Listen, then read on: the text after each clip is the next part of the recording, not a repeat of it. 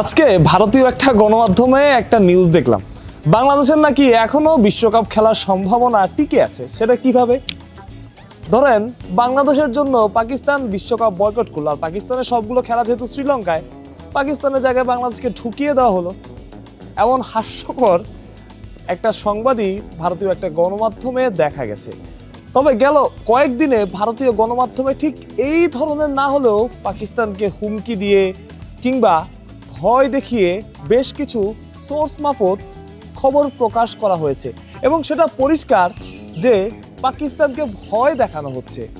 এই যেমন পিএসএল এ বিদেশি ক্রিকেটারদের এনওসি দেওয়া হবে না, পাকিস্তানকে এশিয়া কাপ খেলতে দেওয়া হবে না, দ্বিপাক্ষিক সিরিজে অংশগ্রহণ করতে দেওয়া হবে না, ইত্যাদি ইত্যাদি।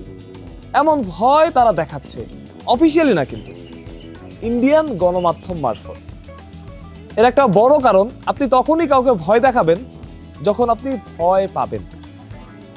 পাকিস্তানের গেল কয়েকদিনের অবস্থান, মহসিন নাকভির কথা, প্রধানমন্ত্রীর সাথে বৈঠক, সব কিছুতেই প্রমাণ করে পুরোপুরিভাবে অন্তত এই ইস্যুতে পাকিস্তান বাংলাদেশের পক্ষে আছে। এবং ম্যাচ বয়কটের একটা কথাও শোনা যাচ্ছিল যে তারা ম্যাচও বয়কট করতে পারে, এবং তাদের নাকি plan A B C D সব রেডি। তারা যখন ক্যামেরার সামনে এসে এইসব বলেছে, নাকভি যখন নিজ মুখে উচ্চারণ করেছে এমন প্ল্যান তাদের আছে, তখন ঠিকই আইসিসি কিংবা বিসিসিআই ভয় পাবে। কারণ ওই যে তাদের রেভিনিউ সবকিছু টাকারই জন্য, সবকিছু এখন বাণিজ্যিক, ক্রিকেট ওই বাণিজ্যেরই অংশ।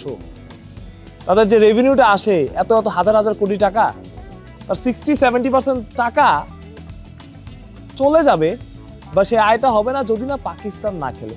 তো ভয় তারা ঠিকই পেয়েছে, হাঁটু তাদের ঠিকই কেঁপেছে, এটা সত্যি কথা। এখন পাকিস্তান আসলে বিশ্বকাপ বয়কট করবে কিনা সিদ্ধান্তটা তারা বারবার পেছাচ্ছে, বিশ্বকাপের কাছাকাছি দিকে যাচ্ছে। তাদের plan A B C D কি?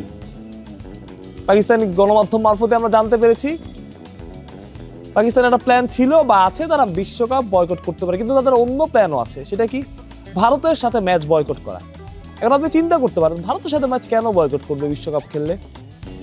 এর বড় কারণ, ভারতের সাথে ম্যাচ বয়কট করলেও পাকিস্তান পরের রাউন্ডে উঠতে পারে, কারণ তাদের অন্য দুই প্রতিপক্ষ গ্রুপের খুবই দুর্বল। 2 বা 3 প্রতিপক্ষ যারা আছে তারা খুবই দুর্বল। একমাত্র প্রতিবারই এরকম গ্রুপ করা হয় যে গ্রুপে আসলে ভারত পাকিস্তানকে প্রাধান্য দিয়েই ওই গ্রুপটা সাজানো হয়, যাতে তারা সহজেই কোয়ালিফাই করে যেতে পারে। সুতরাং ভারত ম্যাচ যদি বয়কটও করে পাকিস্তান, তবুও তারা পরের রাউন্ডে যেতে পারবে, এবং পরের রাউন্ডে এই রাউন্ডের পয়েন্ট কোনো কাজে আসে না। সুতরাং কোনো রকম সমস্যা তাদের হবে না।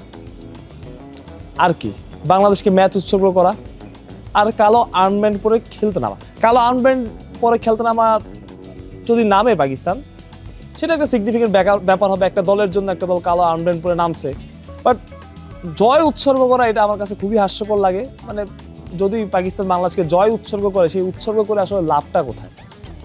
অনেক সময় আমি দেখি যে অনেকে ম্যাচ দ্য ম্যাচ জিতে বা ম্যাচ সেরা হয় যখন, তখন তাদের ম্যাচ সেরার ব্যাপারটা একে উৎসর্গ করলাম, এই মাঠকর্মী উৎসর্গ করলাম, তারে উৎসর্গ করলাম, কিন্তু আলটিমেটলি মাঠকর্মী লাভটাকে উৎসর্গ করে সাময়িক ভালো লাগা।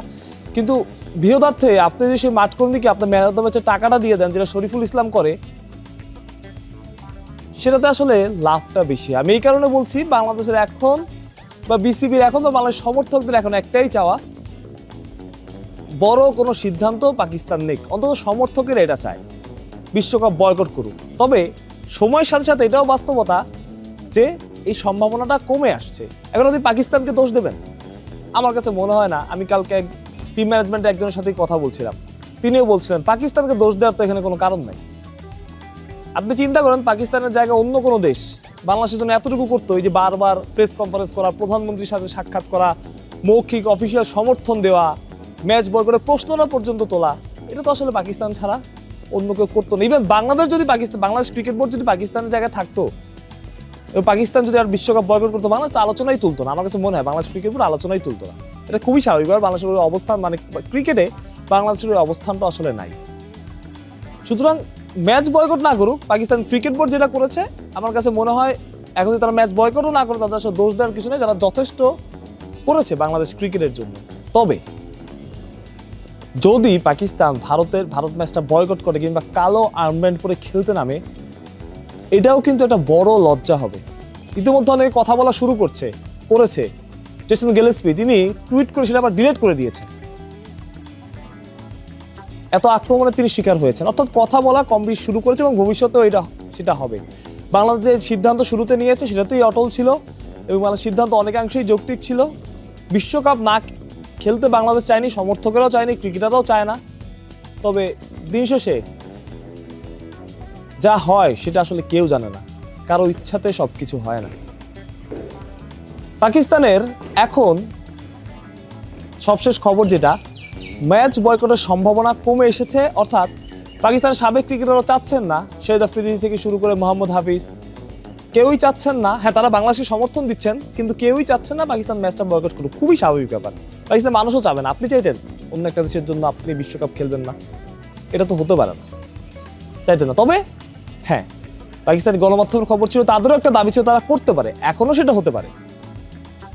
সেটা হলে তো হলোই, আর না হলেও এখন আমাদের আসলে আরেকটা বিশ্বকাপের অপেক্ষা, বিশ্বকাপ শেষের অপেক্ষা করা ছাড়া কোনো উপায় নেই।